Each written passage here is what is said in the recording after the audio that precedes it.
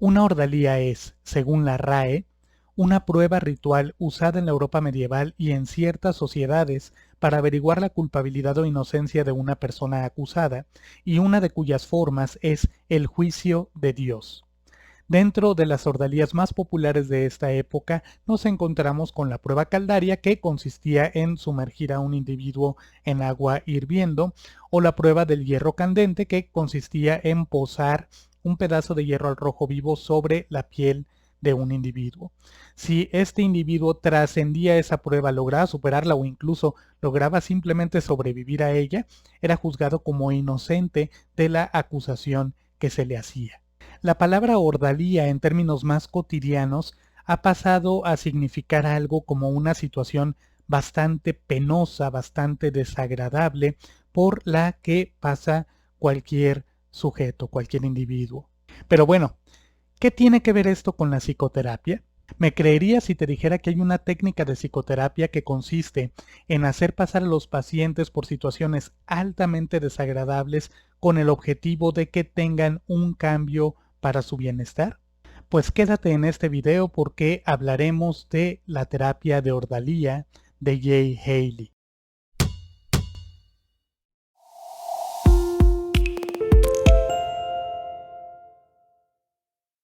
Antes de continuar, quisiera sugerirte que te suscribas a este canal y hagas clic en la campanita de notificaciones. Este video es la primera parte sobre la terapia de ordalía de Jay Haley, que seguramente estaremos dividiendo en 2 o en 3 videos, y probablemente querrás saber cuándo se publiquen los siguientes videos que complementan esta primera parte. Ahora sí, comencemos. Comenzaré, como ya es costumbre en este canal, hablándote de los orígenes. En este video principalmente te voy a hablar de los orígenes de la terapia de ordalía.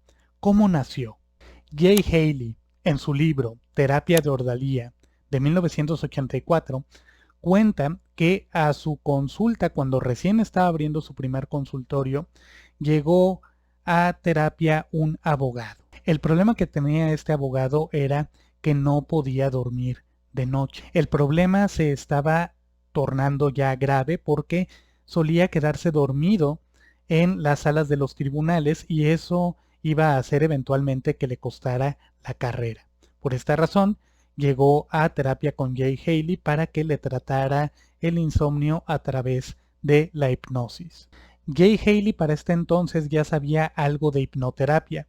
Recordemos que Haley había formado parte del equipo de Gregory Bateson y había estado yendo periódicamente a ver a Milton Erickson para checar cómo era que él podía lograr meter en trance a las personas a través de sus procesos comunicativos e interaccionales con ellas.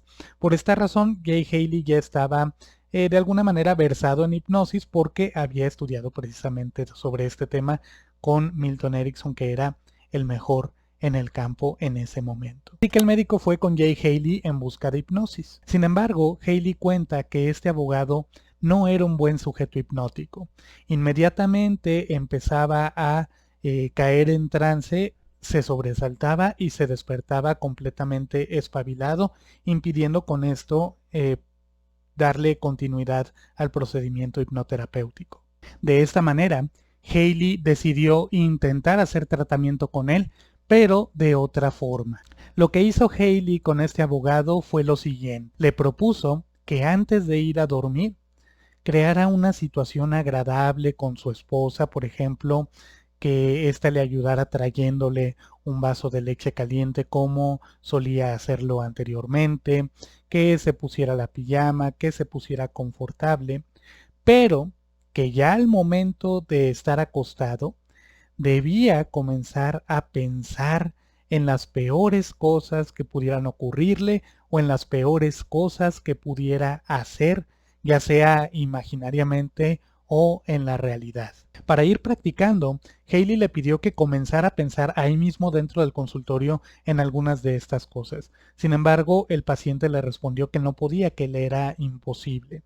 Por esta razón, Haley le dijo, bueno, no imagine que usted hace esas cosas o que le ocurren a usted. Imagine que estas cosas le ocurren a un hipotético señor Smith.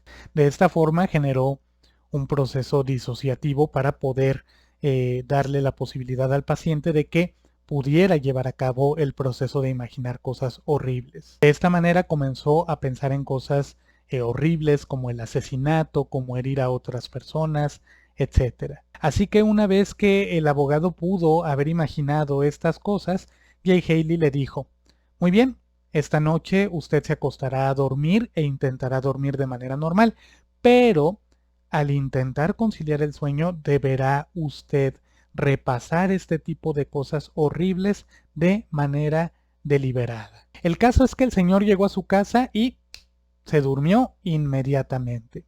Como este proceso le había funcionado en esa ocasión, decidió repetirlo todas las noches y al cabo de pocas semanas este abogado ya se había liberado completamente de su insomnio. Aunque el procedimiento funcionó, Jay Haley quedó bastante desconcertado con este éxito terapéutico.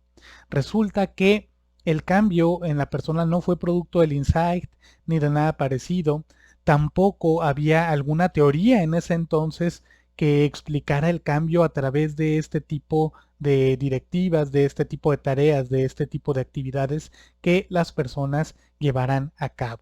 Por esta razón, decidió recurrir a Milton Erickson, a quien ya conocía desde hace algún tiempo, para preguntarle qué era lo que había ocurrido con este paciente y de qué manera podía él orientarlo para saber qué fue lo que pasó y por qué funcionó una intervención aparentemente tan inverosímil. Al consultarlo, Haley descubrió que Milton Erickson utilizaba procedimientos bastante similares, no solamente para este tipo de problemas, sino para otros tipos de problemas que las personas tenían y que tenían en común que se recurría a una ordalía, una experiencia desagradable a la que estaría condicionada la persona en realizar en el caso de que el síntoma se presentara o persistiera. Un ejemplo de un caso de este tipo, de terapia de ordalía, aplicada por Milton Erickson a un caso de insomnio, es el siguiente. Y leo. Esto lo dice Milton Erickson. Cierta vez vino a verme un hombre de 65 años que había padecido de insomnio leve hacía 15 años. En esa ocasión su médico le había recetado amital sódico. Su esposa había muerto 3 meses antes, dejándolo solo con un hijo soltero. Venía tomando regularmente 15 cápsulas de amital sódico de 0,2 gramos cada una, o sea, una dosis total de 3 gramos. Se acostaba a las 8 de la noche en punto, daba vueltas en la cama hasta medianoche y entonces se tomaba sus 15 cápsulas, 3 gramos. Bebía un par de vasos de agua, tornaba a acostarse y lograba dormir cerca de 1 hora y media o 2. Luego se despertaba y seguía revolviéndose en la cama hasta que llegaba la hora de levantarse. Desde la muerte de su esposa, de nada le habían servido las 15 cápsulas. Había ido a ver a su médico de cabecera para solicitarle que le recetara 18 cápsulas, pero el doctor se asustó, le pidió disculpas por haberlo convertido en un adicto a los barbitúricos y me lo derivó. Le pregunté al anciano si deseaba realmente curar su insomnio, si en verdad quería superar su drogadicción. Respondió que sí y fue muy honesto y sincero. Le dije que podía lograrlo fácilmente. Al leer su historia clínica me había enterado de que vivía en una casa grande con pisos de madera.